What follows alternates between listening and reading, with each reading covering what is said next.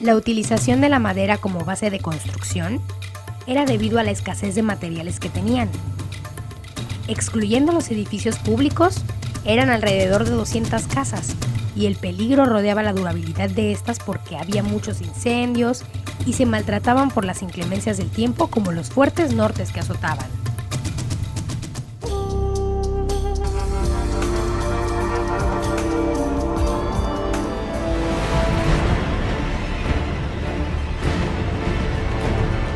La ciudad de tablas es un adjetivo que le pone Francisco de Paso y Troncoso porque él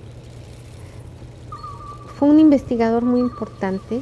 Se va en 1892 a España a las festividades del cuarto centenario del descubrimiento de América, como si fuera una feria de ahora, ¿no? Entonces piden cosas de México que representen a México.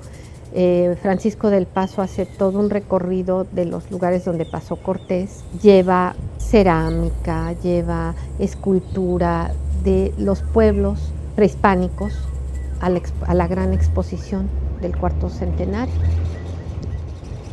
Cristina de Habsburgo, que es la reina en ese momento, es la que hace la invitación y México participa con una magna exposición, llevan cactus de Sonora, llevan ropa, llevan comida, entonces, y Francisco del Paso se queda por allá como representante y se empieza a investigar en los archivos y hace los papeles de la Nueva España y epistolario de la Nueva España, que son todas las cartas que se mandan entre los virreyes y los documentos que hablan de todo lo que sucedió aquí. Cuando él se va a Florencia, encuentra un documento que está atribuido a Adrián Bot, donde dice, esta es la Veracruz, más o menos 1632, el plano, y empieza a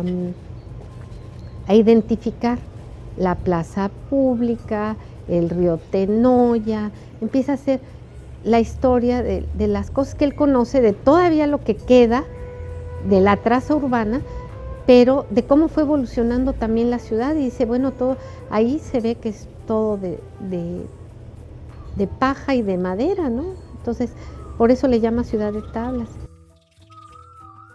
Hay un famoso río Tenoya, ¿sí?, que también podía servir para abastecer de agua a la ciudad. Sin embargo, algunos viajeros te mencionan que ese río en tiempos de calor, en primavera, se secaba, ¿sí?, y en tiempos de lluvias era muy caudaloso, ¿sí?, y en tiempos de nortes la misma arena hacía como barreras dentro del río y provocaba que se saliera de sus cauces. Entonces traía muchos problemas y debieron de haberla entubado para posteriormente no causar estos problemas, ¿no?, a la ciudadanía. Estamos hablando de una ciudad formada, como lo dice el autor, de tablas, ¿sí?, porque verdaderamente Veracruz no era una ciudad para quedarse. Veracruz tenía en su contra muchos elementos, ¿sí?, entre ellos, lo que te decía, no hay agua, no hay alimentos, eran muy caros, y además sufría de enfermedades que cada año se presentaban. Eran epidemias o a veces pandemias como la fiebre amarilla, que cada año se presentaba constantemente, sí, que es una enfermedad no nada más de Veracruz, de todo el Caribe. Tú lo encuentras en Nueva Orleans, lo encuentras en La Habana, en Cartagena, en Panamá, en Campeche, todos estos puertos del Caribe, ¿sí? Todos también tenían miedo porque no sabían qué era lo que lo producía. ¿Quién se iba a imaginar que el mosco que producía las lagunas era el que producía esta enfermedad, ¿no? La viruela, que también no se desconocía la vacuna, pero sí sabían que entraban por los barcos, ¿sí? El sarampión. El vómito negro, el famoso vómito negro, mataba la mitad de la población en cada ocasión en que se presentaba, pero constantemente estaban muriendo personas. Los peninsulares, los españoles que recién desembarcaban, tenían que de inmediato trasladarse, ya sea a la ciudad de Jalapa o a Orizaba, en su camino hacia la Ciudad de México, porque si dormían, aunque fuera una noche en nuestra ciudad, corrían el riesgo de enfermarse y morir. Enfermarse en aquellos tiempos era casi sinónimo de morir. Poca gente realmente lograba aclimatarse a las condiciones ambientales de Veracruz.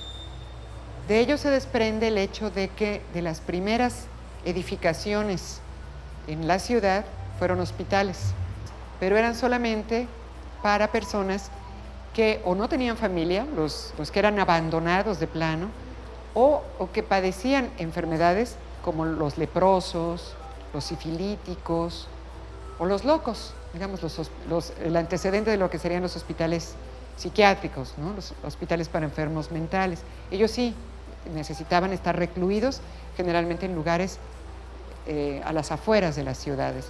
Entonces, las primeras órdenes religiosas que llegaron a nuestras tierras fundaron lo que fueron los primeros hospitales. Al principio hubo uno en San Juan de Ulúa, porque había españoles que llegaban ya por producto de la misma travesía, de los meses que duraba la travesía, llegaban ya enfermos o muy debilitados y no podían trasladarse a la Antigua para recibir tratamiento en los hospitales allá. Entonces en San Juan de Ulúa siempre hubo un hospital.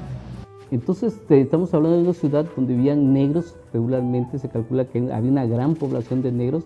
Ya no sabían por qué, pero sí sabían que los negros resistían más a las enfermedades, o los nacidos en el puerto de Veracruz, sí, también tenían una gran resistencia a este tipo de enfermedades, y es que es algo genético, ¿no? Ya venían vacunados genéticamente, porque sus padres habían sufrido estas enfermedades y eran resistentes a este tipo, ¿no? Eso sí ya se habían dado cuenta, que a diferencia de los del altiplano central, que son los de Puebla, México, que se enfermaban automáticamente, o los europeos que también llegaban, también se enfermaban. Por eso los barcos europeos preferían venir en los tiempos de invierno, de otoño, ¿no? Pero nunca se pensó en ese momento del siglo XVII en quedarse en zonas para quedarse a vivir los grandes ricos, ¿no? Los grandes comerciantes que podían construir estas casas que ustedes han estado filmando, que son del siglo XVIII, ¿sí? Algunos trabajos últimamente, en las últimas décadas, han demostrado que es a finales del XVII y principios de la primera mitad del XVIII que Veracruz empieza a tener un auge comercial, y empieza a comerciar chocolate, ¿sí? O cacao con Venezuela. De ahí que la Nueva España tenga una gran libertad a finales del XVII y principios del XVIII de hacer comercio con otros pueblos, ¿no? Y es cuando empieza a crecer verdaderamente la población de Veracruz y deja de ser la ciudad de tablas, ¿no?